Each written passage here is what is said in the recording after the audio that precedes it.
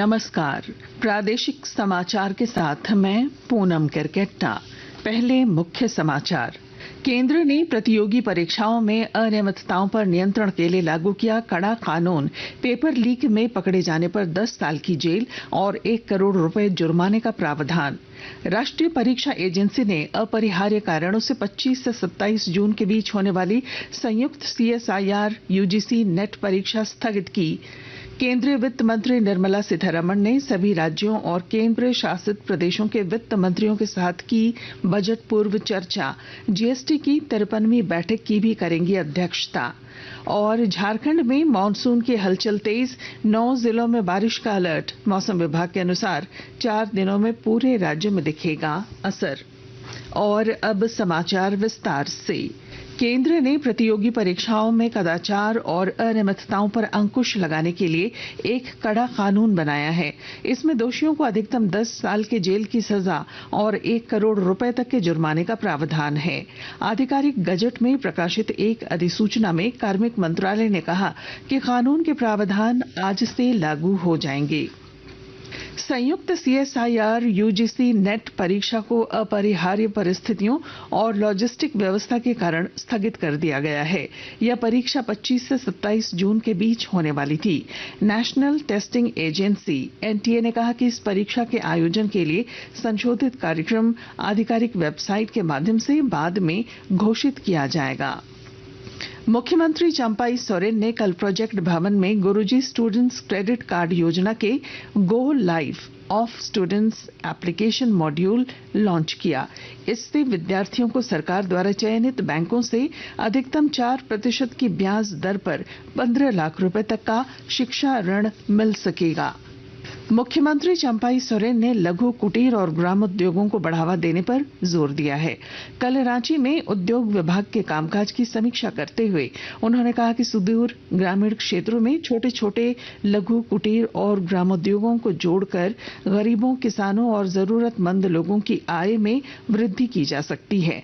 उन्होंने कहा कि झारखंड में सिल्क और तसर उत्पादन के क्षेत्र में रोजगार के अच्छे अवसर हैं। मुख्यमंत्री ने झारक्राफ्ट और खादी ग्रामोद्योग बोर्ड के अधिकारियों को निर्देश दिया कि वे सुदूर ग्रामीण क्षेत्र में अधिक से अधिक संख्या में महिलाओं को प्रशिक्षण देकर हुनरमंद बनाएं। मुख्यमंत्री ने Jharkhand industrial area development authority JIADA की कार्य प्रगति की भी समीक्षा की और अधिकारियों को आवश्यक निर्देश दिए। चतरा जिले में खनन विभाग ने पिछले 2 महीनों में 120 करोड़ 58,82,000 रुपए राजस्व की वसूली की है।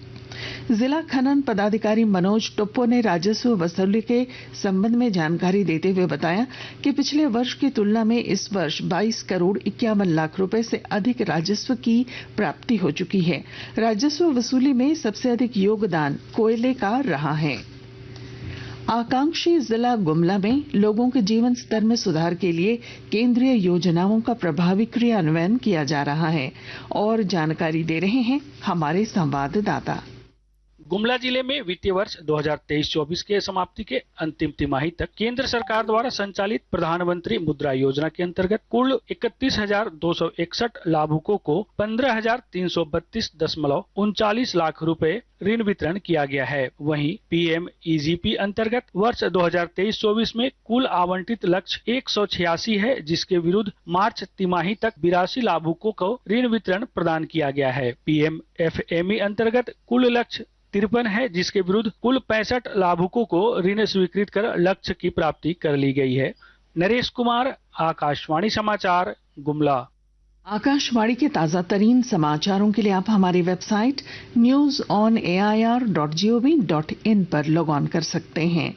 ताजा समाचार X handle @AIR news alerts और Facebook page All India Radio news पर भी उपलब्ध है। आप प्रादेशिक समाचार एकांश के X हैंडल @AIR न्यूज_रांची और फेसबुक, इंस्टाग्राम पेज तथा YouTube channel AIR news Ranchi पर भी हमारे बुलेटिन सुन सकते हैं। प्रादेशिक समाचार आप आकाशवाणी रांची से सुन रहे हैं। केंद्रीय वित्त मंत्री निर्मला सीतारमण ने आज नई दिल्ली में सभी राज्यों और केंद्र शासित प्रदेशों के वित्त मंत्रियों के साथ बजट पूर्व चर्चा की। इस बैठक में केंद्रीय वित्त राज्य मंत्री पंकज चौधरी, वित्त सचिव टीवी सोमनाथन और वरिष्ठ अधिकारी भी शामिल हुए। कल वित्त मंत्री ने किसान संघों के प्रतिनिधियों और कृषि अर्थशास्त्रियों के साथ बजट पूर्व परामर्श किया था। इससे पहले वे वित्तीय और पूंजी बाजार क्षेत्र के प्रमुख विशेषज्ञों, उद्योगपतियों और औद्योगिक संघों के साथ साथ प्रमुख अर्थशास्त्रियों के साथ भी इस तरह के परामर्श कर चुकी हैं। केंद्रीय वित्त और कॉरपोरेट मामलों की मंत्री निर्मला सीतारमण आज नई दिल्ली में 53वीं जीएसटी परिषद की बैठक की अध्यक्षता करेंगी। नई सरकार के गठन के बाद यह जीएसटी परिषद की पहली बैठक है। जीएसटी परिषद की आखिरी बैठक पिछले वर्ष 7 अक्टूबर को हुई थी। इस दौरान परिषद ने कई निर्णय लिए थे। जीएसटी परिषद ने प्रस्तावित जीएसटी अपीलीय न्यायाधिकरणों के अध्यक्ष और सदस्यों की नियुक्ति की शर्तों में पात्रता और आयु के संबंध में संशोधन की सिफारिश की थी।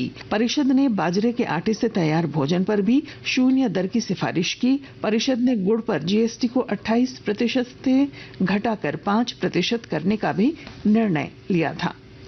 देवघर से वाराणसी के लिए एक नई वंदे भारत एक्सप्रेस ट्रेन की सौगात मिलने वाली है। रेल अधिकारियों ने बताया कि सावन से पहले इस ट्रेन का प्रधानमंत्री नरेंद्र मोदी शुभारंभ करेंगे। यह ट्रेन 3 महत्वपूर्ण तीर्थ स्थलों बाबा बैद्यनाथ मंदिर, गया के विष्णुपद मंदिर और वाराणसी के काशी विश्वनाथ मंदिर को जोड़ेगी।